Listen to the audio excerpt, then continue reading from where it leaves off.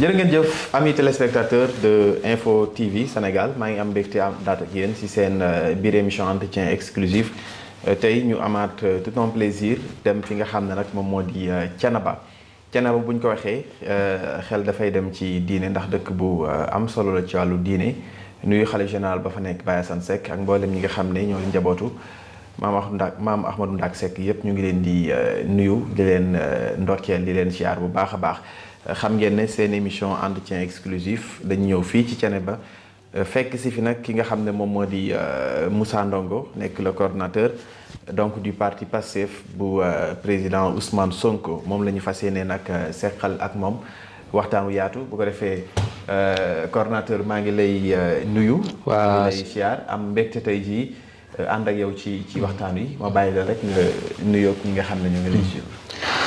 أعوذ بالله من الشيطان الرجيم بسم الله الرحمن الرحيم والصلاة والسلام على أشرف المرسلين سيدنا ومولانا وحبيبنا محمد رسول الله صلى الله عليه وسلم mbokk yi bin sante yàlla julli ci yonent bi sallallahu alayhi wa sallam ñi ngi leen di wax assalaamu aleykum wa rahmatullahi taala wa barakaatu ñi ngi tàmbalee nuyoo bi ci suñu xalif général Serigne Hassan Seck di ñaan yàlla yal na ko yàlla defal tawféex ak taysir waaye di nuyu suñu imam ratib Serigne Cheikh Amadou Seck di ñaan yàlla moom également yal na ko yàlla defal tawféex ak taysir buñ si jógee à travers son illustre chef de village muy Serigne Alassane Niane Seck ñu ngi nuyu toute la population de Thiénaba di nuyu toute la commune tout le Sénégal mais également le monde dans sa globalité di ñaan yàlla yal nañu yàlla defal tawfiix ak taysir weeru ramadan bi nga xam ni génn nañ ci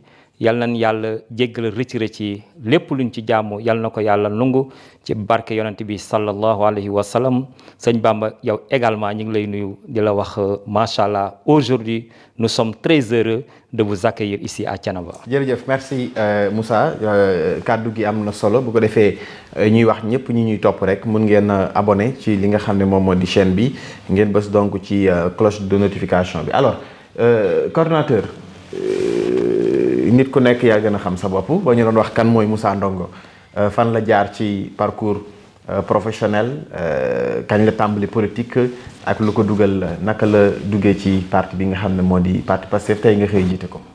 effectivement sëñ Bamba man fii laa jànge au niveau de l'école primaire de Thiénaba après j'ai fait mon cycle moyen à Mamadou Diaw après je suis parti au lycée Malick Sy fa laa amee bac en 1992-93 après ci laa dem université au niveau du département de philo j'ai été jusqu'en DL2 après j'ai fait l'école EFI actuellement nii je suis enseignant.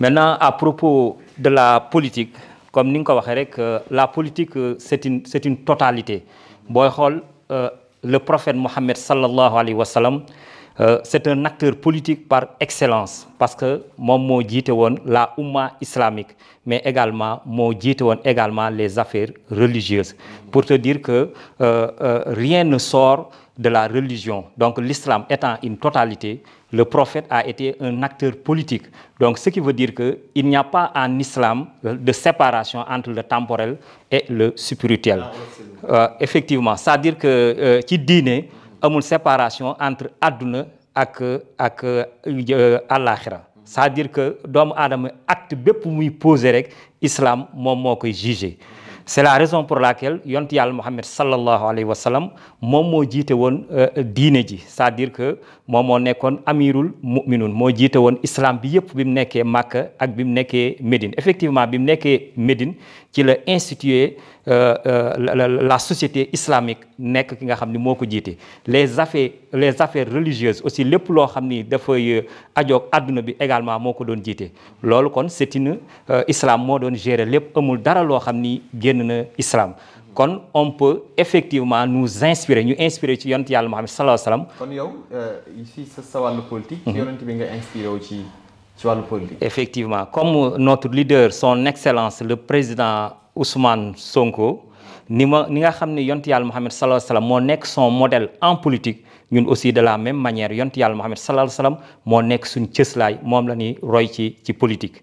kooku nag moom moo jiite woon Makka également ñëw Médina def fa benn société islamique moom mu jiite ko kon pour te dire que politique ci boppam génnul diine acte boo posé en politique gëmal ni rek yàlla également mi ngi koy certifié. Au-delà de l'aspect spirituel bi nga xam ne évoqué ko sur la vue du prophète sallallahu alayhi wa sallam ñu ngi nag ci Sénégal la ñu nekk ci àdduna la ñu nekk lan mooy motivation bi ba nga dugg ci politique loolu laa bëgg a xam au-delà de l'aspect spirituel xam nga yonent bi doon politique au sens large xëy na liñ ci mën a wax bari na mais yow si sa au-delà de l'aspect spirituel yow personnellement lan moo la inspiré Ousmane Sonko moom moo la inspiré ci politique wala da nga amoon vocation avant Ousmane Sonko pour dugg ci wàllu politique.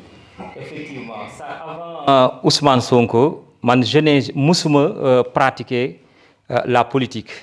Mais tout juste après la création de PASTEF en 2014 juste 2016 aux environs de 2016 man ci laa dugg ci politique.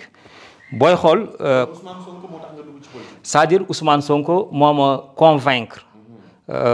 convaincre ci politique quoi parce que comme ni ma la ko expliquer rek la politique booy xool c'est une nécessité. Pourquoi? Parce que Dieu il dit que vous me permettez parfois parce que très bien lépp loo gis rek dafa da nga ko war a amal cëslaay ci diine parce que yàlla day wax ci alxuraan ni inna allaha la yughayyiru ma bi qawmin hatta yughayyiru ma bi anfusihim c'est-à-dire Dieu ne change pas l'état d'une situation tant que les individus qui composent cette situation n'ont pas changé en eux-mêmes. waaw effectivement loolu pour wan ni la ci boppam doomu aadama bi il faut mu am yitte il faut mu sabablu donc nit ki ci boppam mënta nekk dans un état wala dans un pays yàlla ñëw di ko changer ou bien des hommes venant de l'extérieur ñëw di ko changer kon nit ñi nga xam ni ñoo dëkkee gox ba nu dëkk ñoom ñoo mën a changer dëkk ba nga xam ni fa lañ nekk. lan moo la inspiré véritablement ci Ousmane Sonko. effectivement au-delà de son discours. lan moo la inspiré. très bien li ma gën a inspiré ci Ousmane Sonko xam ni dañ ni un homme politique dafa war a am ay qualité yoo xam ni c'est fondamental c'est crucial c'est primordial. Un homme politique war naa am de la probité morale mooy dafa war a am jikko yu sell dafa war a am ay qualité yoo xam ni ce sont des qualités morales. mun naa jël ci exemple bi Souleymane Bachir Diagne que je salue au passage il fut mon professeur à l'université moo ma yoroon en philosophie. moom day expliquer am na benn livre bu mu bindoon mu ci expliquer mu ne am na un jour benn nitu yàlla benn taalibe bi dafa amoon benn boutique Ndar en un moment ñuy def inventaire ci boutique bi. mais bi ñuy def inventaire di xayma ci boppam li nekk ci boutique bi dafa jékki-jékki rek xëm lan moo ko xëmloo ndeke moom mi ngi xalaat ëllëg yowmal xiyaam bu fekkee dañ koy càmbar di xool li mu liggéey ci àdduna loolu moo tax mu évanouir. pour te dire que moom am na de la probité morale am na jikko yoo xam ni ci boppam tout le temps lépp lu muy acte bu muy posé rek xelam day dem ci yawmal xiyaam booy xool Ousmane Sonko loolu dugal na ma ci moom. parce que moom am na ay valeurs religieuses ay valeurs spirituelles am na ay jikko yu sell n'est-ce pas. mais valeurs yi ngay wax est-ce que bokk na ci sàmm sa kàddu wax tey xëy wax ji dañ. très bien xam nga maa ngi ñëw dama doon expliquer ni nit ki pour mu nekk un leader politique. war a mën a jiite ay responsabilités ci dans une société il faut mu am d'abord ay jikko yoo xam ne day sell ay valeurs. beneen bi ci topp il faut mu am de l'ambition mooy il faut mu am yéene pour dëkkam te Ousmane Sonko tey aujourd'hui kenn mënta nappale ni nattable ni moom am na yéene pour le Sénégal vu sacrifice yi nga xam ni moom def na ko donc am na ay jikko yu sell am na ay valeurs. beneen bi am na de l'ambition pour son pays à travers sacrifice yi mu wane mais un leader politique actuellement dafa war a am ce qu'on appelle également la sophistication mooy lan war a am une capacité de prioriser les objectifs d'un pays c'est-à-dire Sénégal tey li mu soxla nga xool lan moo nekk waajib bi ak lan moo gën a essentiel ak lan moo ci topp kon loolu la ñuy wax la sophistication la capacité d'hiérarchiser les priorités mooy Sénégal lan la soxla. Ousmane Sonko macha allah loolu yàlla defal na ko mais également il faut nga am ce qu'on appelle la cohérence mooy une fois que nga dégager les objectifs Sénégal li mu soxla lépp nga mën a def am une politique boo xam ni c'est cohérente bañ a dal fii di dal fii mais nga gérer ko ba nga xam ni lépp day cohérent te loolu lépp macha allah gis nañ ko ci suñu leader Ousmane Sonko. donc bu mu jógee conscientiser le Sénégal xam ni Sénégal ci boppam yàlla def na fi ay potentiel c'est-à-dire def na fi jumtukaay lépp loo xam ni soxla nañ ko rek. buñ ko jëfandikoo ni ñu ko war a jëfandikoo il va sans dire que Sénégal day am développement loolu pour en revenir à booy xool Jean-Jacques Rousseau moom moo bind tu connais Jean-Jacques Rousseau on dit que c'est le précurseur de la démocratie il s'est levé moom mu wax ni le pouvoir doit appartenir au peuple moom livre bi mu bind dans la nouvelle Héloïse moo ci doon expliquer mu ni doomu aadama yi bi ñu jógee ni yàlla kat ñun dañoo bëgg a baax yàlla dani doomu aadama yi ci boppam laajuñu dara yàlla loo xam ni yàlla jox na leen ko ba pare parce que yàlla jox na leen yëg-yëg mooy ñun yàlla dañoo bind ci fitra ça veut dire que dañuy yëg lu baax chacun d'entre nous ku nekk ñun rek xam na lan mooy baax kon la conscience nous permet d'aimer le bien mais yàlla également jox nañu ce qu'on appelle la raison mooy jumtukaay bi nga xam ni ñun buñ ko sukkandikoo dinañ xam lu baax waaye dinañ xam lu bon on peut faire la distinction du vrai et du faux. beneen bi mooy bu fekk yàlla jox nañ la liberté mooy jox nañ la possibilité ñu tànn tey mën ngaa tànn baax mën ngaa tànn bon léegi comme dañu jumtukaay yëpp ñun ñëpp am nañ ko ci doomu aadama boo gis am na loolu moo tax ëllëg nous devons rendre compte devant le Seigneur c'est ça qu'on loolu nag bi ñu ko gisee looloo tax bi ñu jëfandikoo suñu conscience mooy suñu yëg-yëg bi ñu jëfandikoo suñu raison bi nga xam ni moo ñuy permettre ñu tànn mais également bi ñu jëfee suñu liberté ci leen choisir Ousmane Sonko xam ni qualité morale yëpp am na ko ba pare am na ambition pour le Sénégal ba pare am na vision teg un bon programme donc ñu ñëw souscrire à sa cause xam ni waajib la c'est un devoir ñu accompagner ko dans l'action politique. D'accord loolu leer na ñu fàttali ñu ngi ak.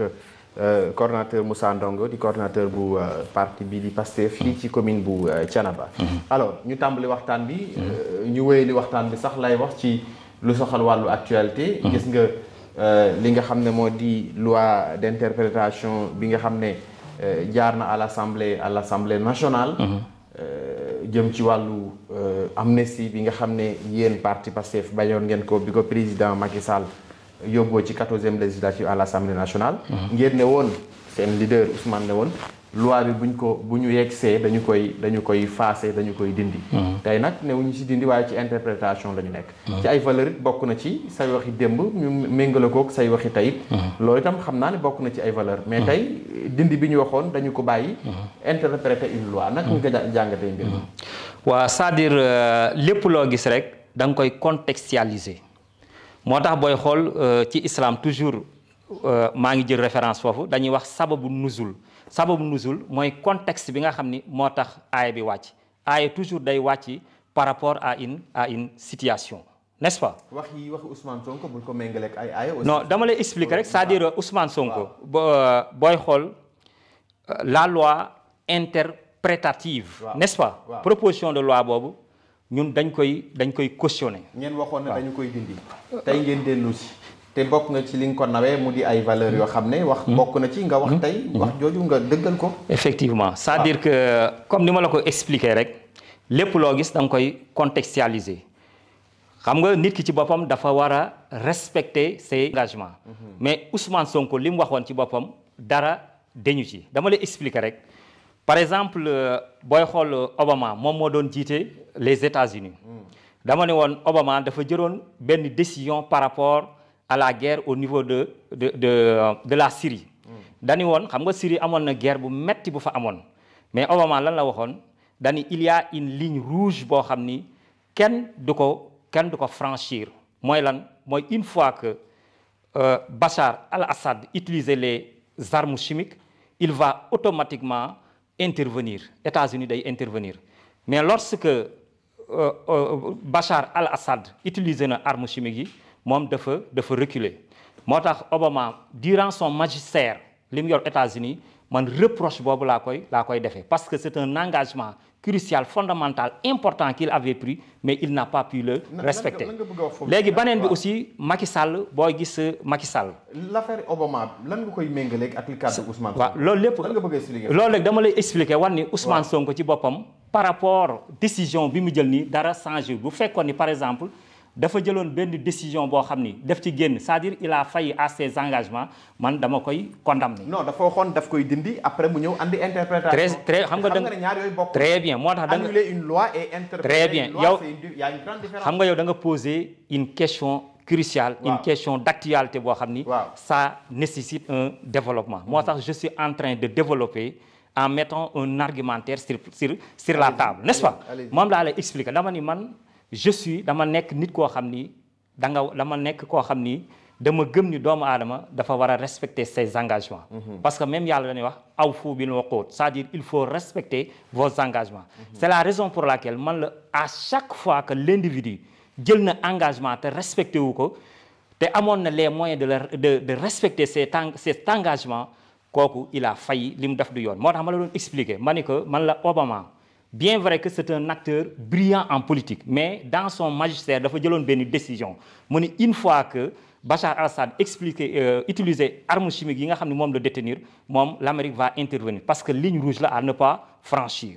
donc lorsque Obama s'est dessaisi de cette décision là loolu man dama ko cee condamné de la même manière Macky Sall en un certain moment dañu woon une fois xam nga le mandat présidentiel dafa nekkoon 7 ans mu ni une fois mu ñëw au pouvoir daf koy diminuer jële ko 7 ans yóbbu ko 5 ans loolu nag pendant 4 ans fépp fu dem mu koy répéter ba ñu ni Macky Sall dañ ko war a saluer parce que au moment où les présidents africains font des manigances pour changer leur constitution moom il fait tout pour diminuer son mandat donc c'est quelque chose à saluer. Mais en un certain moment moom il a failli à cet engagement là mani fépp fu ma mus a nekk dama bien vrai que daaw ma def militantisme politique mais dama daan soutenir Macky Sall parce que dafa jël engagement boo xam ni vraiment ce sont les hommes les grands hommes qui prennent ces genres d'engagement. mais un jour bi mu ñëwaat ci loolu revenir ci dama ni nu mu tëddee Macky Sall c'est un animal blessé moom tôt ou tard il va payer ci engagement boo xam ni jëlu ko. pour te dire que dama fonk engagement. mais par rapport à la question que tu viens de poser. mooy le fait que Ousmane Sonko dafa renoncer nu mu tëddee le fait que dañu woon day abroger la loi. mais booy xool durant toute notre campagne électorale. ñu dañoo jëloon décision. Ousmane Sonko l'a répété fépp fu manti dem dafa jël décision ni une fois que nous serons au pouvoir ça veut dire que nous allons faire ce qu'on appelle la reddition des comptes. en plus de cela également lépp loo xam ni ci boppam am na fi ay crimes ñoo xam ni ils ont tué ils ont assassiné ñooñu dañ ciy dellu si on va les traduire il faut dire rek en justice moo bi nga bëggul wax waaw moo bi nga bëggul wax mooy Ousmane dafa ne woon bu yegsee au pouvoir lii di loi d'amnistie bi dañu koy abroger jarul nga koy contourner loolu la bëggoon a wax. non loolu déggoo man la. loolu la wax ci campagne bi non c'est-à-dire. bi mu ñëwee ci boppam dañuy dindi loi d'amnistie bi. waaw mais loi moo tax man la loi d'amnistie. damay laaj est-ce que loolu la Pastef waxoon waaw wala déet. non loolu je ne peux pas je veux dire je ne peux pas l'affirmer c'est pour vous dire que. c'est-à-dire que. lan moo ci nekkoon position Pastef. non position Pastef. xam nga position Pastef bi ñuy def la loi d'amnistie. xam nga loi d'amnistie dañ ko def uniquement pour sauver leur peau parce que Macky Sall xam nga booy xool le contexte politique situation politique bi nekkoon ça veut dire que il n'y avait pas d'issue. amul woon Macky Sall amul woon benn échappatoire. ça veut dire que le peuple sénégalais dañoo amoon une forte détermination. il voulait que nu mu tudd la politique change au Sénégal dañoo bëggoon chasser Macky Sall au pouvoir. parce que les 12 ans qu'il a fait au pouvoir Sénégal dafa nekkoon pratiquement dans l'enfer. ba pare il y avait des manifestations il y avait des tueries moom il avait tout fait pour conserver le pouvoir n'est-ce pas. mais booy xool alxuraan day wax ni wa may yattaqi wa yasbir fa inna allaha la yudiyu ajral muhsinin sourate Youssouf chapitre boobu moo ko tëj pour montrer que nit ki bu fekkee ni dafa gëm ba pare tegu ci siraatal mustaqima il va sans dire que moom yàlla da koy may résultat boobu moom la fay Pastef booy xool la loi d'amnistie Macky Sall n'avait pas d'issue amuloon échappatoire il était obligé bàyyil Macky Sall te wax ci li ngeen waxoon très bien léegi li nga waxoon léegi loi parce que yaa ngi contourner question loi d'amnistie bi mais dafa mel ni la question bi ma la posé sur lan mooy la position initiale sur la loi d'amnistie du parti Pastef nangoo ma ci non c'est-à-dire loi yaa ngi contourner non xam nga moo tax man la loi Macky Sall parce que très bien léegi dama la expliquer loi d'amnistie bi waaw xam nga man je n'ai jamais entendu que Ousmane Sonko c'est-à-dire il a dit que la loi d'amnistie sera abrogée n'est-ce pas mais ce qui est important en politique c'est de respecter les principes on aura du mal à ce que yow nga ñëw y a des violations majeures des droits de l'homme des personnes yoo xam ni on les a assassinés des personnes yoo xam ni on les a torturés n'est-ce pas ñoo xam ni dañ leen a tuer froidement yow nga ñëw ni da ngay mettre da ngay amnistie bi da nga koy bàyyi mu jàll loolu ça veut dire que le Sénégal désormais il sera dans l'impunité c'est la raison pour laquelle la loi d'amnistie on a compris que effectivement parce que je vais dire que le contexte est très important tey bu ñu abrogé woon la loi d'amnistie dans sa totalité il n'y a pas de possibilité de revenir sur les crimes ou bien les assassinats qui ont été parce que la loi n'est pas rétroactive. waaw raison pour laquelle xam nga ce qui est important ce sont les principes mooy l'intention bi nga xamoon amoon nañ ko n'est-ce pas tey jii Ousmane Sonko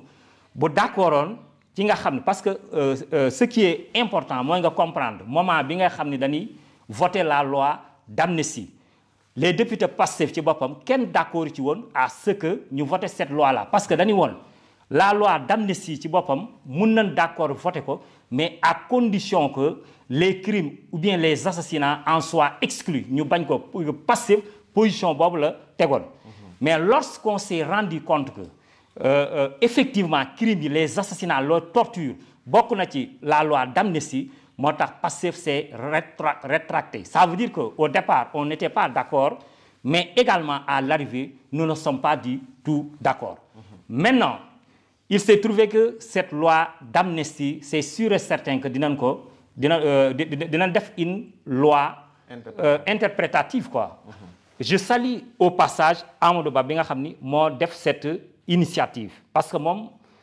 nous appartenons au même département d'ailleurs durant élection législative yi fi amoon moom moo nekkoon ci une tête de liste maa ngi saluer également le ministre de l'énergie des mines également Birame Souleye Diop moom mi nga xam ni il est en train d'abattre un excellent travail au niveau de l'appareil gouvernemental pour te dire que moom c'est un honneur aujourd'hui Amadou Ba mu porter loi bi nga xam ni c'est la proposition de loi interprétative parce que ça nous permet deux choses non seulement daf ñuy permettre que ñi nga xam ni commettre nañ ay meurtres ay crimes ay assassinats ñu mën leen traduire en justice en plus de cela day réconforter le collectif de la famille des victimes beneen bi aussi dina permettre Sénégal ci boppam ñu lutter contre l'impunité plus tard même Pastef bis bu defee lii il va rendre compte donc c'est effectivement quelque chose que nous devons saluer. D'accord loolu leer na aussi xëy na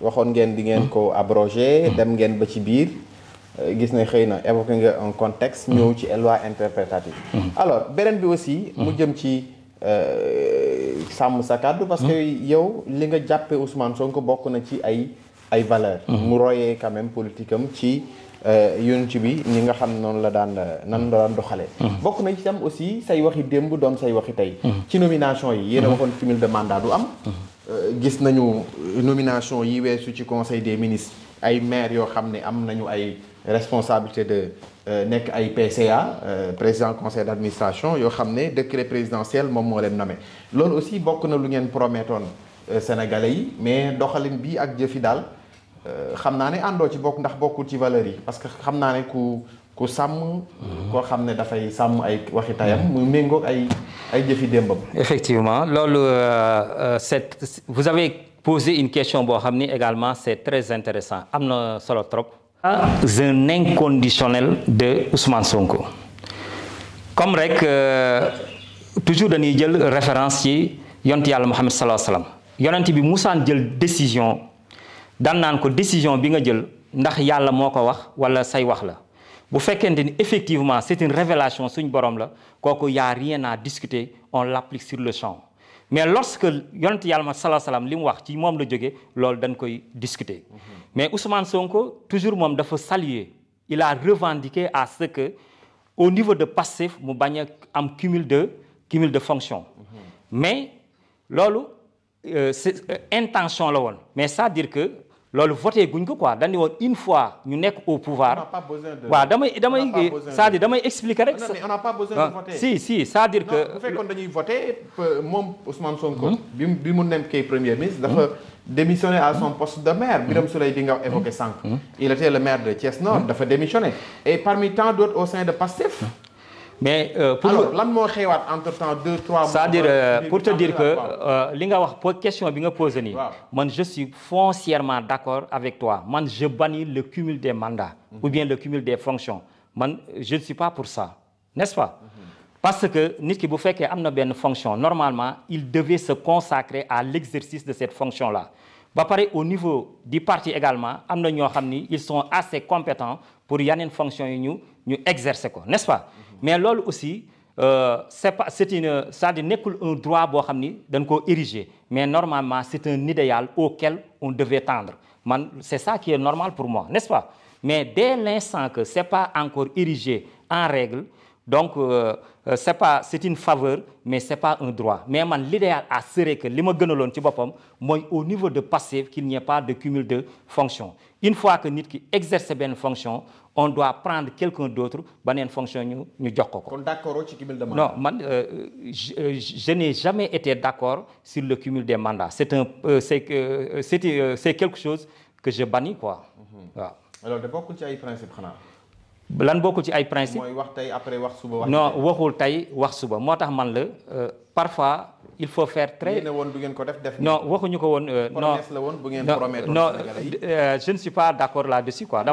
promesse la woon non dama lay non c'est-à-dire il faut les choses il faut les contextualiser xam nga déjà Ousmane Sonko li ngay wax ni. contextualiser nga loi d'amnistie bi. bëgg a contextualiser également cumul de mandat yi. non c'est pour vous expliquer xam nga. dama nga bëgg ko contexte kon daal lu ñëw dañ nañ ko yow da nga koy contextualiser. non dans la vie il faut tout contextualiser il n'y a rien de figé tout est relatif gisoo Héraclite day wax mu ni on ne se baigne pas deux fois dans le même fleuve les choses évoluent mais l'essentiel il faut toujours conserver les principes moo tax ma la expliquer principe yooyu. booy xool ce qui cumul de mandat bi ngay wax nii loolu c'est une exception au niveau de Pastef mais c'est pas une règle déjà Ousmane Sonko def na ko daf koo bàyyi deful cumul de fonction booy gis Birame Souleye également deful cumul de fonction la majeure partie des Pastéfiens defuñu cumul de fonction li nga xam ni moo am ni c'est récent ba pare c'est une minorité et je vous ai dit que loolu man cautionné wu ma ko je ne suis pas d'accord là-dessus.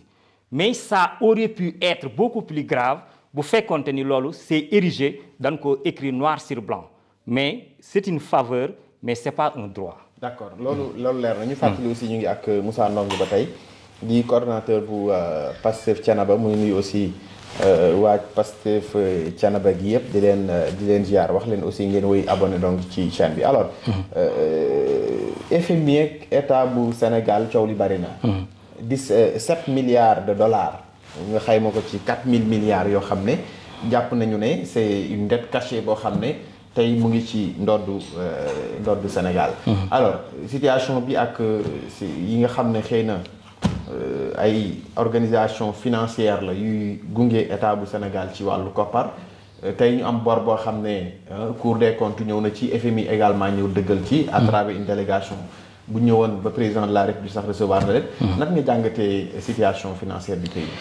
waaw vraiment c'est une désolation quoi c'est vraiment on s'indigne booy xool la situation économique du Sénégal est catastrophique par rapport ak ce qu'on a hérité li nga xam ni ñun doon nañ ko parce que booy xool par rapport yi nga xam ni OFNAC génne na ko comme Macky bi mu fi nekkee rek dafa expliquer woon ni moom concam bi daf ko jël teg ko ci kudd bi da ko jël teg ko ci dossier yi, n'est-ce pas? Maintenant, lorsque le président son excellence Bassirou Diomaye Diakhar Faye bi mu ñëwee ñun on prône pour la transparence mooy lépp dafa war a leer nañ.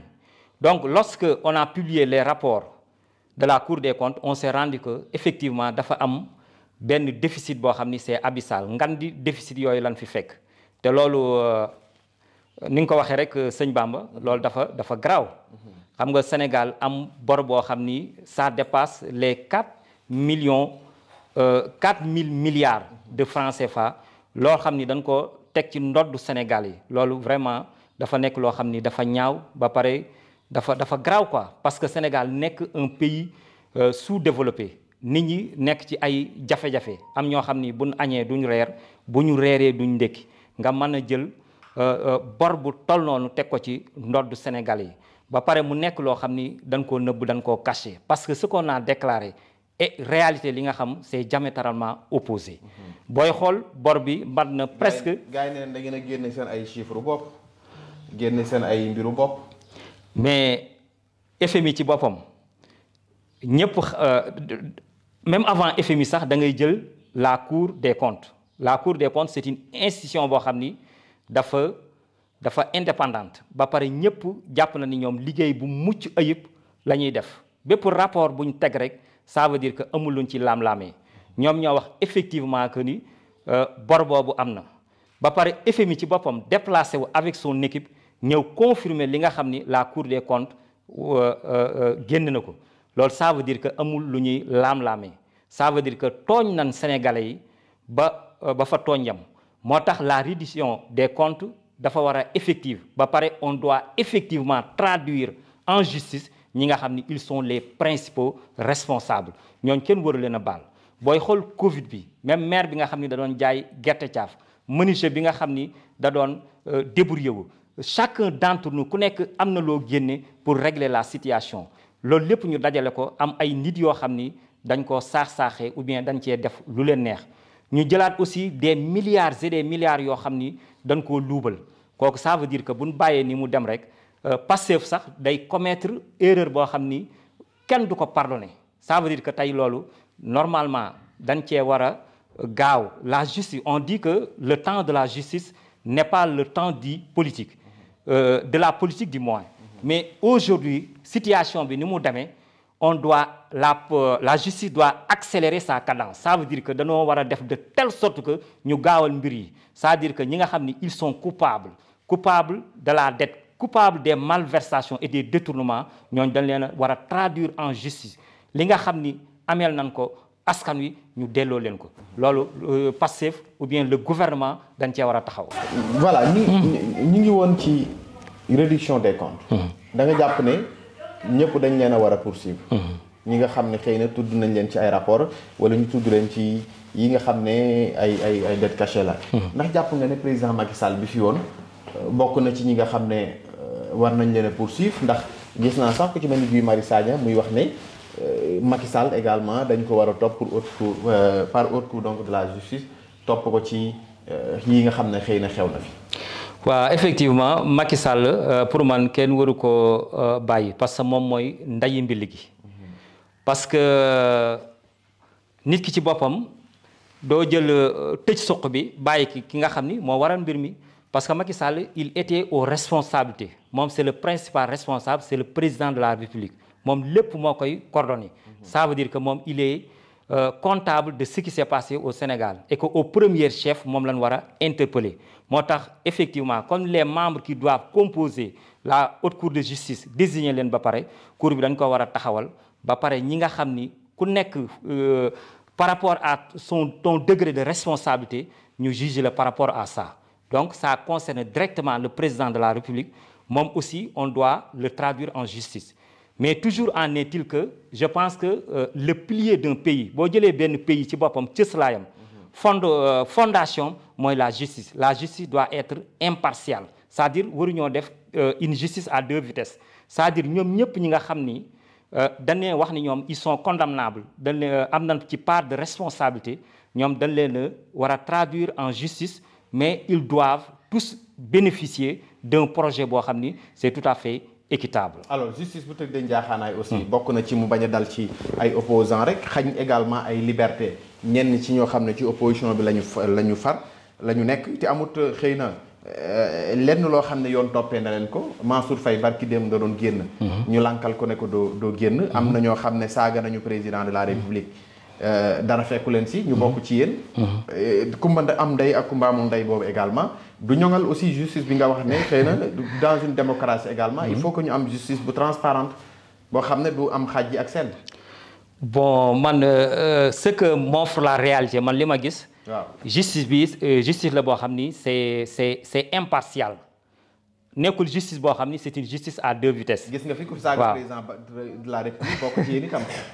d'ailleurs booy xool le ministre de la justice. waaw booy xool il n'a pas de connotation politique il ne vient pas de. suñu actuellement nii on dépasse la connotation politique quoi fi mu toll nii ñun Sénégal li ñu gën a yitteel mooy Sénégal tegu ci dëgg.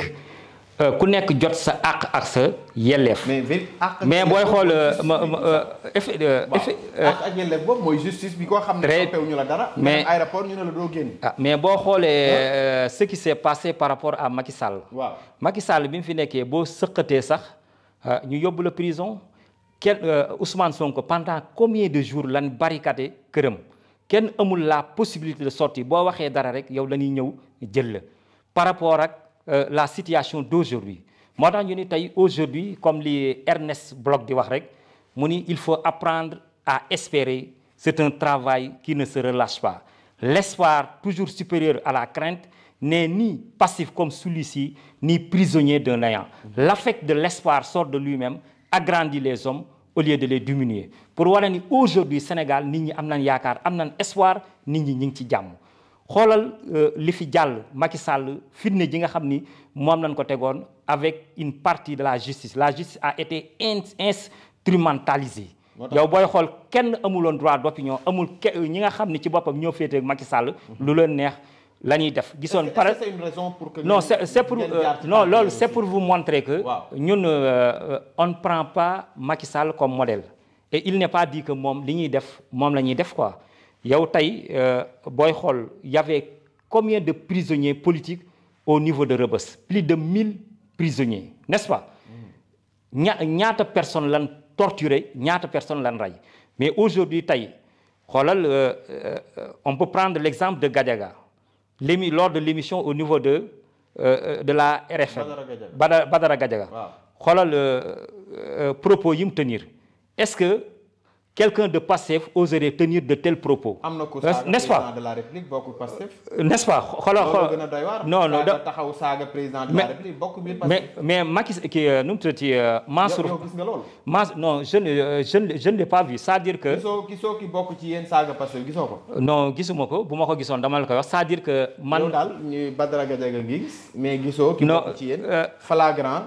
bokk ci biir Pastef saaga président de la République dara fekk ko ci.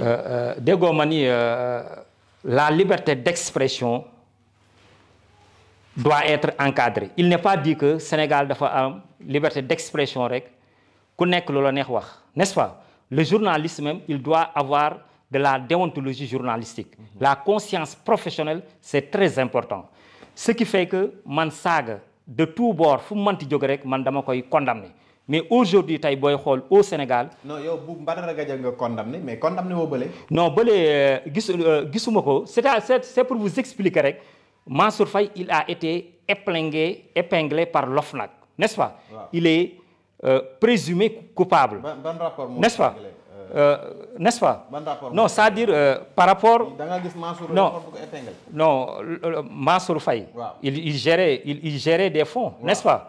ça veut dire que. ñu ngi gérer ay fonds taxul ñu épingle. non c'est-à-dire que il gérait des fonds. waaw est-ce que moom il n'a pas été convoqué et il n'a pas voulu répondre à la justice vrai ou faux. kan moo ko convoqué. mais bi mu fi nekkee woowuñu ko woon par rapport OFNAC convoqué ko woon. waaw est-ce que il a répondu à la convocation. c'est pas une juridiction. mais OFNAC ci boppam c'est une institution boo xam ni c'est réputé ba pare képp ku mu woo ci boppam dafa war a dem wuy ji n'est-ce pas tey aujourd'hui képp koo xam ni OFNAC interpellé na ko il va sans dire que il va aller répondre à la justice mais en ce temps là justice bi fi nekkoon c'est une justice à deux vitesses à double visage ñi nga xam ne il était au camp de Macky Sall ñoom lépp lu ñuy def rek ñoom ils ont la latitude kenn du leen convoquer kenn du leen wax dara moo tax bi nga xamee ni parce que on dit que le premier degré de la responsabilité c'est la transparence nit ki quand tu gères des fonds tu dois rendre compte même avant ñu la koy wax sax yow war ngaa ñëw rendre compte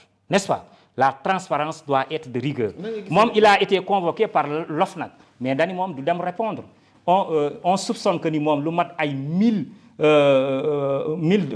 milliards ci boppam ñi ngi xalaat ni moom détourné na ko mais moom normalement il devait rendre compte dès l'instant que ni les Sénégalais sont ñi ngi laam-laam ni xalaat ni moom il est coupable moom waruñu ko permettre mu génn le territoire une fois mu génn le territoire loolu les gens vont dire que loolu c'est une faiblesse c'est une fragilité pour la justice donc la justice doit faire de telle sorte que képp koo xam ni on le soupçonne de malversation ou bien de crime il ne doit pas sortir du territoire en attendant que ñu càmbar ko Mansour Faye de lan lañ koy soupçonné mais ce qui s'est passé le Covid bi fi amoon n'est-ce pas amul fonds yoo xam ni moom moo ko doon gérer n'est-ce pas est-ce que waxuñu fonds yooyu lim ci luubal kenn mën la koo wax ba OFNAC ci boppam woo ko pour enquête ko mais il a refusé de répondre à la convocation de l'OFNAC kooku nag tey aujourd'hui bu fekkente ni dafa war a génn le territoire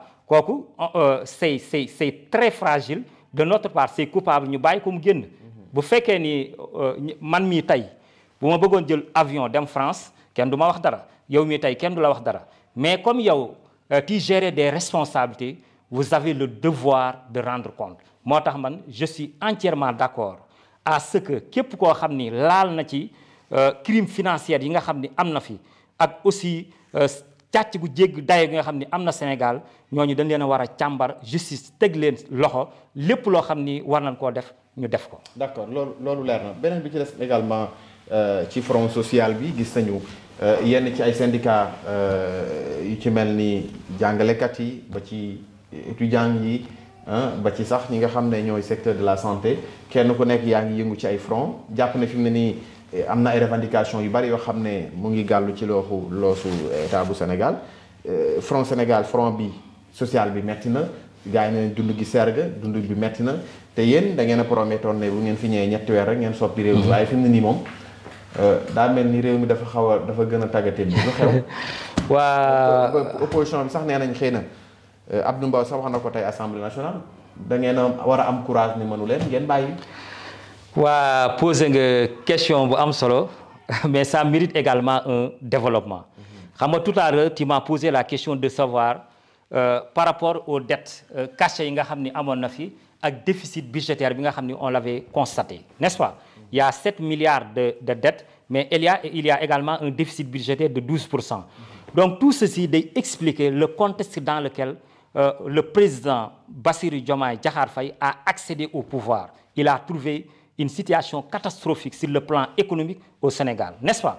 Donc nag fort de tout cela, ça veut dire que ñun on a besoin du temps pour pouvoir faire des réalisations. Mais booy xool le gouvernement. Ousmane dañu ne soxlawul grâce. non le coordinateur de Pastef Thiénaba nee na dañoo soxla temps te Ousmane mii kilifaam nee noon on n'a pas besoin de grâce. Comme li ma lay wax rek on n'a pas besoin de grâce boo gisee ñu ni grâce encore une fois sax tu me fais rappeler Socrate non c'est pas Socrate mais c'est qui encore le français là. Celui qui a inventé la machine à calculer, c'est Pascal quoi. Pascal, ouais. Très bien. Il disait que dans la vie, il n'y a pas d'acte de mérite, mais il y a des actes de grâce. N'est-ce pas? Boo gisee Ousmane Sonko di expliquer il n'a pas besoin de grâce. Ça veut dire que moom il va se mettre à l'étrier. De la même manière, tous les membres du gouvernement ñoom dañuy liggéey. Mais il va sans dire que comme li ma la expliquer rek la base du développement c'est la stabilité. C'est-à-dire que développement ci boppam comme ci boppam c'est un processus. Ça demande une certaine durée. Ça veut dire que pour ñu mën a transformer complètement le Sénégal, on a besoin du temps. Néanmoins, situation bi nga xam ni dañ ko hérité, c'est une situation catastrophique, notamment à propos de la dette, à propos du déficit budgétaire. mais le président de la République durant 1 an bi mu def il a consenti déployer effort yoo xam ni c'est majeur vous n'êtes pas sans savoir que dans les premières nécessités yi dañ ko wàññi de façon considérable dans un premier temps wàññi woon nañ ko mais tout récemment rek gën nañ ko wàññi le ciment également le prix a été diminué boo demee au niveau des étudiants dafa amoon ay arriérés de bourse yoo xam ni c'est énorme mais lorsque nous sommes montés au pouvoir dettes yooyu yëpp dañ koo régler beneen bi mooy la campagne agricole yi passé on a injecté plus de 300 milliards pour aider les paysans les opérateurs économiques également dettes yi nga xam ni l'ex gouvernement amee woon nañ ko yooyu yëpp dañ koo éponger dañ koo fay vous n'êtes pas sans savoir que au niveau aussi de la Sonacos et de la Sodefitex les activités sont en train d'être relancées ça veut dire que pas mal de choses je ne peux pas être là les énumérer mais boo xooy gouvernement bi ngàcca ngalaama en un temps record ils ont pu changer pas mal de choses et d'ici quelque temps inchallah la situation du Sénégal sera transformée de manière positive. Est-ce que du am beneen xar kanam ak FMI li nga xam ne def na ay révélation ci dette cachée bi mu am beneen xar kanam boo xam ne xëy na ci wàllu diplomatie dinañ ko xoolee le Sénégal opposition bi sax jàpp ne xëy na deru Sénégal moom yéen yàq ngeen ko ci àdduna bi. Je pense que FMI ñoom dañuy saluer l'esprit de transparence bi nga xam ni ak d'honnêteté bi nga xam ni moo nekk ci le nouveau gouvernement bu doon kaneen dañ koy kii nii rek zongale ko ñu lebal ñu quoi mais loolu ça ne traduit pas la réalité c'est-à-dire un État ne doit pas vivre au-dessus des moyens nit ki toujours il y a ce qu'on appelle il faut considérer la preuve probatoire de la réalité extérieure réalité bi nga xam ni moom la situation bi jox moom nga war a jël en compte FMI c'est sûr et certain que certes le Sénégal doit faire des réformes de telle sorte que il ne sera plus possible de contracter des dettes en dehors du système loolu ce sont des ajustements ou bien des réformes que nous allons apporter beneen bi mooy aujourd'hui nous sommes au temps de la diversification des partenaires il va sans dire que l'FMI certes ils seront notre partenaire mais la Banque mondiale aussi les Émirats arabes unis ça veut dire que nous aurons pas mal de partenaires maintenant beneen bi mooy ce qui est beaucoup plus important c'est de compter sur nos propres moyens désormais le Sénégal ci boppam on va faire de telle sorte que ci boppam l'essentiel des ressources ça sera financé par les Sénégalais donc li nga xam ni moo am ni pour man c'est pas une catastrophe mais c'est à saluer mi ngi mel ni boroom kër boo xam ni day am 50 000 par fin du mois bëgg a dundee Pastef au niveau de Thiénaba wax également ci ambition yi au niveau de Thiénaba naka la Pastef Thiénaba di doxee. waa Pastef Thiénaba moom vraiment c'est excellent parce que Dieu a fait que élection yi nga xam ni yëpp participer nañ ci yàlla may nañ ci ndam. élection booy xool les élections locales yi njëkkoon organisé en 2022 effectivement. ki nga xam ni moo nekkoon le candidat de Benno Bokk Yaakaar moo mujj gagner les élections mais avec de justesse quoi écart bu ndaw la woon n'est-ce pas beneen bi mooy à partir des élections législatives on a fait un score boo xam ni c'est extraordinaire le Pastef ou bien la coalition Diomaye Président a remporté les élections avec brio de telle sorte que tous les bureaux de vote au niveau de la commune de Thiénaba ont été remportés par la coalition beneen bi mooy les élections présidentielles kooku moom vraiment tsunami la quoi. razzia la quoi. moo taxoon sax maa ngi koy saluer au passage le directeur de campagne de Amadou Ba bi ñuy def réunion pour monter le comité électoral au niveau départemental moo dañu woon Thiénaba moom y a pas d'enjeu parce que c'est sûr et certain que largement ñun dañ koy gagner parce que moom il est conscient du travail qui a été toujours accompli de façon extraordinaire au niveau de Thiénaba. Il y a eu des ralliements ci élections législatives gis nañ nga contester un peu la venue de l'actuel maire bi bokkoon Benno Bokk Yaakaar au sein de la coalition Pastef situation bi aussi est-ce que ça dafa continuer di tendre yow ak l'actuel maire parce que nee ngoon ala kulli yàlla moom bëggu leen ko ci biir Pastef. non xam nga comme li ma la waxoon rek il faut toujours contextualiser les choses on dit que ce sont les situations les situations qui déterminent les événements. C'est-à-dire, en ce moment-là, on avait voulu ratisser large. Mais les gis rek dafa am un précédent. Nous étions dans l'opposition, monsieur le maire était au pouvoir. Il s'est passé beaucoup de choses, quoi. Maintenant, on aurait aimé qu'au niveau du département, qu'il y ait une approche, c'est pédagogique, c'est diplomatique. C'est-à-dire on devait nous associer en amont lorsque, par exemple, on avait parlé au maire. Ou bien reprocher les leaders du département, notamment Biram Souley et le coordonnateur départemental. Non, reprocher quoi.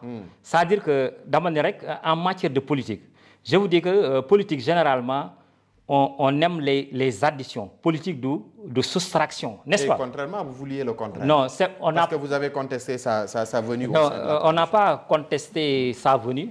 Monsieur le maire. Ah bon? Non, non, je vous dis que. Contesté à travers une déclaration. Non, c'est-à-dire même on peut mettre à jour mes déclarations d'alors, n'est-ce pas? D'abord, par exemple. Maire non parce que man sama éducation teggil sax coalition bi c'est vous avez dit c'est-à-dire dama expliquer woon ni c'est-à-dire nous xam nga li ma la wax rek dama la lépp loo gis ci àdduna da nga koy contextualiser xam nga ñun dañoo nekkoon dans l'opposition dañoo traité de tous les noms d'oiseaux parce que dañ leen wax ñii ce sont des djihadistes ñii ay salafistes lan n'est-ce pas? C'est-à-dire on nous a taxé de tous les noms d'oiseaux, n'est-ce pas? Mais aujourd'hui, c'est-à-dire yàlla def ko comme li ma la wax rek innahu man yattaqi wa yasbir fa inna allaha la yudi'u ajral muhsinin parce que dafa yàgg a galérer yàgg cheminer yàgg travailler de telle sorte que les choses positives se profilent à l'horizon affaire yi mi ngi commencé kii, n'est-ce pas? Léegi nag moom bu taxawee fële ni day ñëw Pastef, n'est-ce pas? Parce que c'est pas sûr de moom dafa nekk quelqu'un de très essentiel de telle sorte qu'on a besoin de lui, n'est-ce pas? Il a fait une déclaration, nous sommes en politique, n'est-ce pas?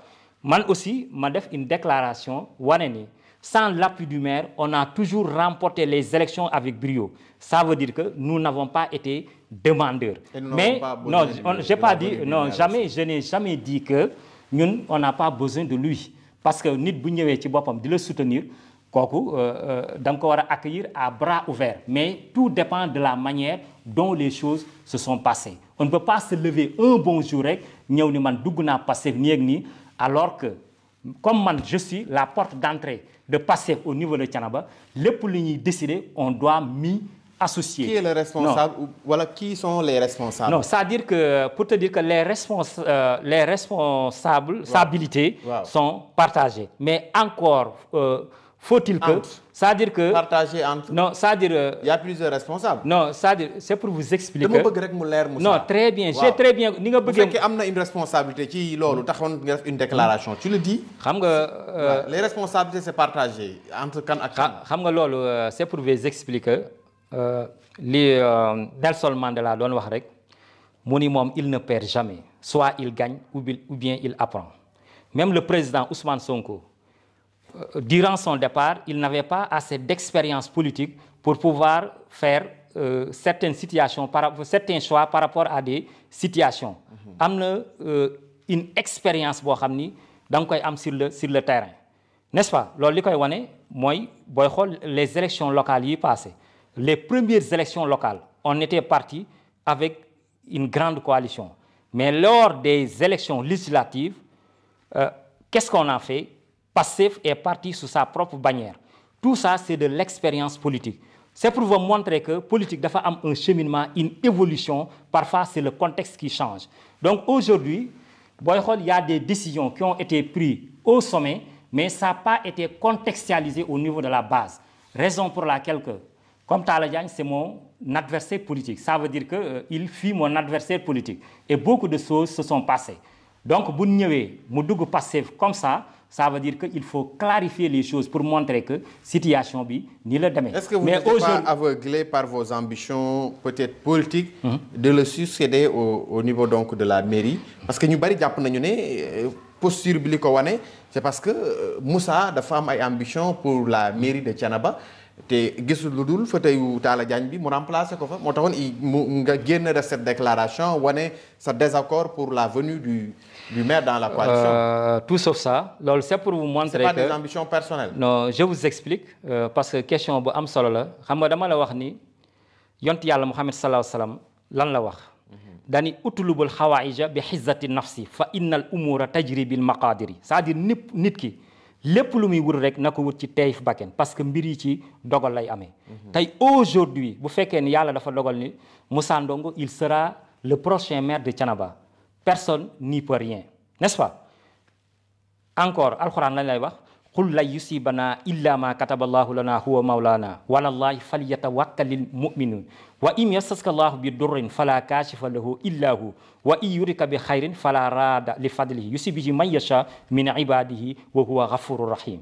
Ça veut dire que lorsque Dieu fait que il vous gratifie d'une chose kooku personne ne peut vous l'enlever kenn mënu koo dindi mais lorsque Dieu fait qu'un mal vous touche personne ne peut l'enlever. C'est pour vous montrer que nit ki lépp lu muy wut nat ko wut en dignité parce que Rousseau qu'est-ce qu'il dit? La dignité c'est l'essence de l'être en soi. La caractéristique principale de l'être humain c'est sa dignité. Moo tax moi lorsque ma dignité se sent bafouée il va falloir que je dois agir. Donc non la demee c'est-à-dire que bon comme li ma waxee rek il faut générer. parce que xëy na yaa ngi andi ay situation mais quand même li ma laaj c'est est-ce que du say ambition da nga am ay ambition moo la poussé woon à cette nga am cette réaction. non c'est-à-dire loolu rek ñu jàll ci non loolu du kii du gisoo xam nga en 2008 defoon naa fi disponibilité demoon France ak Espagne. Premièrement bi ñu njëkk man ak sama ñaari copains dañ doon wut visa au niveau de l'ambassade de France mais bi ñu ñëwee ñu këlli ñu dama déconné ci ñi nga xam ni ils étaient au guichet wan ni leen ni notre patience est en bout on ne doit pas être traité de cette façon-là. man leen sama xarit yi même quand on perd on doit perdre dans la dignité kooku agent français bi ni indi leen passeport yi daal ciy def refus. mais l'année suivante de la France lan dugal suñu dossier après ñu ñëw ñu may ñu ku nekk visa. C'est pour vous montrer que dans la vie il y a un seul bailleur de fonds et que Dieu il dit que innal amra kullahu lillah. Ça veut dire que c'est Dieu qui la vie c'est un jeu c'est Dieu qui détient toutes les cartes yàlla lu mu décidé kenn mënu ci dara. moo tax c'est pas des ambitions personnelles moo ma poussé woon mais c'était une question de dignité. C'est la raison pour laquelle j'ai agi de cette façon-là. da nga am ay ambition pour nekk le futur maire de Thiénaba. C'est-à-dire cela va sans dire parce que un politicien un acteur politique même moi j'ai du mal à dire un politicien parce que généralement on met une connotation négative par rapport aux politiciens moo tax man je préfère dire un acteur politique. Un acteur politique nécessairement il doit avoir de l'ambition. J'ai de l'ambition également pour briguer la mairie de Thiénaba mais il faut nga xam ni moi je suis dans un parti politique qui doit respecter les règles du parti. Chacun d'entre nous a la possibilité de postuler sa candidature mais le moment opportun c'est le parti qui va choisir mais effectivement je voudrais participer à la construction de Thiénaba si Dieu me donne cette opportunité-là. En tant que candidat à la mairie de Thiénaba. Effectivement. C'est ça. Est-ce que ambition yooyu nga jiital amul xëy na ñàkk déggoo ci biir Pastef parce que laaj naa la sànq naka la Pastef di doxee au niveau de Thiénaba est-ce que Moussa jiitalul trop ses ambitions pour la mairie. Non jamais parce que li ma lay expliquer rek man damaa jiital gëm yàlla la fois dernière bi ñuy organiser benn ndogu je salue au passage les dames de Pastef ñoo ko initié woon dama leen expliquer ñun ñii ñëpp képp koo xam ni ñi nga xam ne ñi ngi prétendre aux responsabilités de la mairie yàlla na tànn ki gën ci ñun même man mi nga xam ni bëgg naa ko bu fekkee gënul ci man yàlla sax bu ma nekk candidat parce que alxuraan day wax ni wallahu a'lamu wa antum la ta'lamun doomu aadama xamul mais yàlla xam na tey ci boppam il n'est pas dit que nit ki mën nga bëgg leen fekk gënul ci moom waaye mën na bañ leen fekk moo gën ci moom moo tax man musuma ñaan nekk maire wala ma ñaan nekk député dama naan yàlla toujours li nga may yàlla na gën ci man gën ci sama diine j'ai toujours formulé mes prières ainsi moo tax la mairie c'est pas une obsession chez moi mais aussi de la même manière j'ai de l'ambition comme tout un chacun au niveau de la commune. D'accord mais Thiénaba gis nañu quand même vous avez eu de très bons résultats.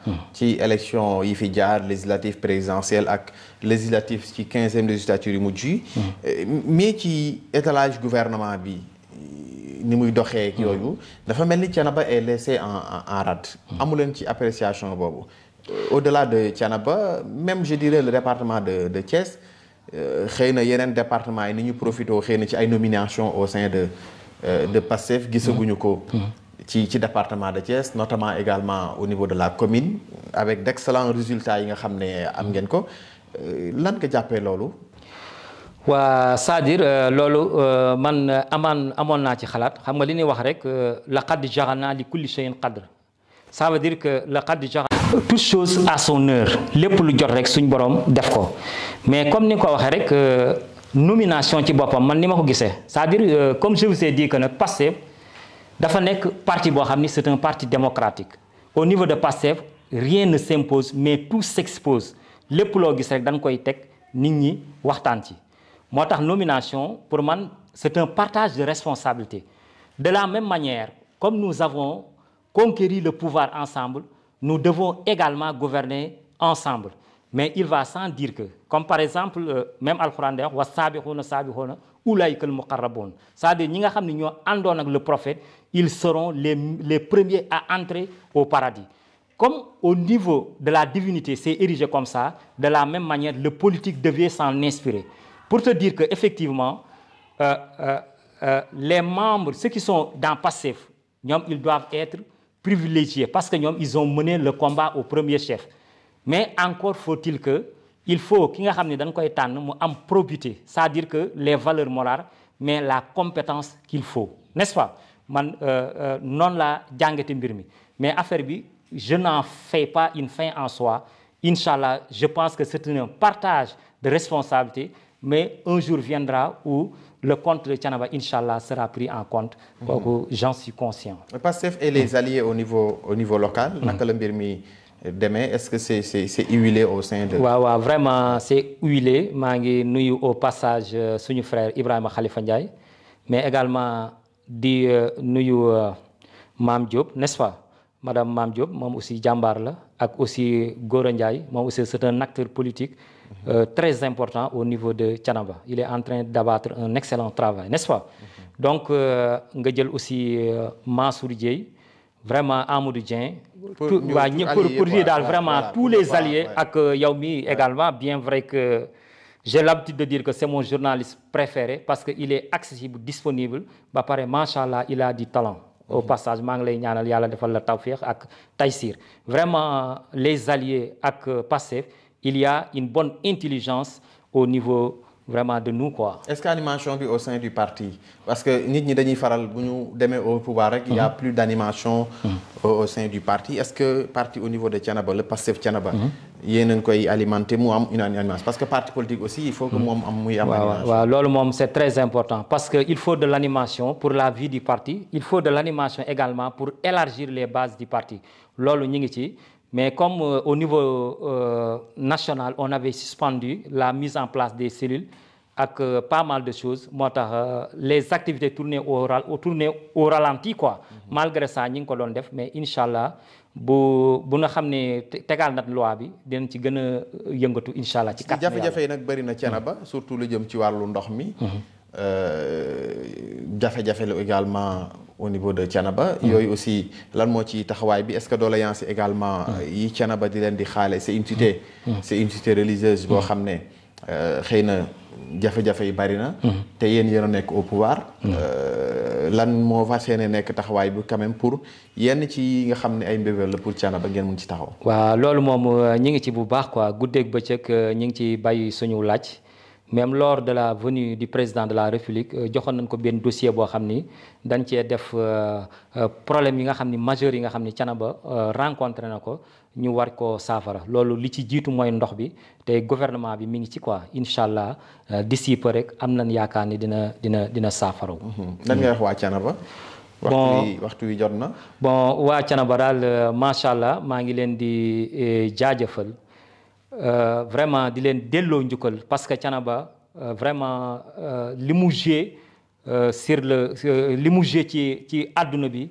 mais ci Sénégal ak ci diine ji c'est extraordinaire de rendre hommage suñu sëriñ Ma Amary Ndack Seck.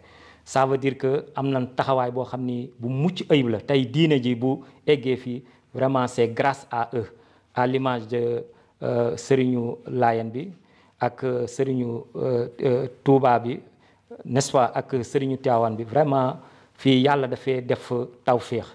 moo tax ma gëm ni incha allah Sénégal jàmm kese lay am parfois nag mën na situation bi mën na yëngatu mais toujours rek jàmm lay am parce que suñ mag ñu baax ñi fi tëdd ak aussi jaamu yàlla bi nga xam ni moo fi am moo tax incha allah yàlla ndam kese la ñuy may. donc vraiment di nuyu di jaajëfal vraiment tous les membres de Pastef donc boo limee par exemple il y a. jarul lim xam naa parce que boo limee di nga fàtte ñi très bien moom daal vraiment ñëpp ñu ngi leen di leen di remercier ci seen taxawaay parce que ñoom ils n'ont pas raté le train de la transformation au niveau du Sénégal ils ont largement contribué à l'accession du président Bassirou Diomaye Diakhar Faye à la présidence. Lan mooy say relation personnelle ak le président Ousmane Sonko. Le président Ousmane Sonko relation bu particulier la am c'est-à-dire que li ñuy wax rek il n'y a pas de hasard. xam nga Maine Biran il dit que l'illusion du libre arbitre vient de la conscience que nous avons de nos actes jointe à l'ignorance des causes qui nous font agir. Ousmane Sonko booy xool le destin nous a réunis ba pare relation yi ci boppam lépp dafa rafet gis nga lor ñëw na fi à maintes reprises ba pare dafa am des liens de parenté ak waa Thiénaba donc ñi ngi koy ñaanal moom ak le président de la République yàlla def une unité de cœur entre eux may leen ba nga xam ni yéene yi nga xam ni am nañ ko pour le Sénégal ñu mën koo jëmmal ba nga xam ni comme Pastef ci boppam li mu bëgg l'idéal de Pastef mooy lan mettre l'action politique au cœur des préoccupations des êtres humains fexe ba nga xam ni nit ñëpp dañuy nekk ci jàmm dund situation bu yéwén bu ko defee dinañ mën a jaamu yàlla comme il se doit. dem na fépp may ñëwagul Thiénaba nag. ñëw na xam nga moom ñëw na Thiénaba à maintes reprises. avant effectivement mais gëm naa ni incha allah dina ñëw Thiénaba et puis mi ngi bàyyi xel Thiénaba. effectivement. jërëjëf sant la gërëm la. amoon mbégte àndoon ak yow ci waxtaan wi. kàddu gu mujj gi rek. waaw kàddu gu mujj gi. comme rek li ma la wax maa ngi nuyu ñëpp quoi gis nga Yaxya Diop mi moom nous sommes indissociables foo ko gis rek may gis di nuyu ñëpp quoi di jaajëfal aussi sama famille di nuyu Serigne Abdou Ndongo moom mi nga xam ni mooy Serigne famille bi mooy nu mu tëti xalifa bi ak Serigne suñ tonton Mbol Ndongo bi nekk Thiès mais également samay soxna sama famille di nuyu également Serigne Adama Seck moom mi nga xam ni gàcca ngalaama day jouer rôle bu mag a mag au niveau de l'islam au niveau de la tarixa mais au niveau de Thiénaba di ko ñaanal yal na ko yàlla defal tawfiix ak taysir tey émission bi fii ci këram lañ ko defee également di la remercier parce que yow heure bu ma la rencontré rek sama xol ak sama xel day dal xam ni Cheikh Amadou Bamba c'est quelqu'un de très positif moom nit la koo xam ni li ko yitteel rek mooy yokkute mooy développement di ñaan yàlla lii nga yëngatu yàlla na ci yàlla may ndam may ko sa organe bi ak ñëpp ñi nga xam ni yéen a bokk liggéey bi ci barke yonent bi salaahu salaam asalaamaaleykum wa rahmatullahi taala wa barakaatu. jërëjëf mu nekkoon Moussa Ndongo coordonnateur du parti Pastef au niveau de la commune de Thiénaba moom la ñu amoon mbégte àndoon ak moom ci waxtaan wi jaajëfal ko sant ko gërëm ko ñaanal aussi borom bi sàmm la borom bi defal la tawfeex ba ambition yi nga am yépp ci commune bi ci Sénégal d'une manière générale suñu borom kàttanal la may la ak wër nga eggale ko également ak sago sant également le khalife général Baye Assane Seck ak mboolem njabootu maam Ahmadou Ndack Seck yépp ñu ngi leen di nuyu di leen ziar baax jaajëfal également Moussa moo fare woon ci wàllu xarale gi mbokk yi ñu joxante dig daje ci beneen numéro incha allah jërë ngeen jëf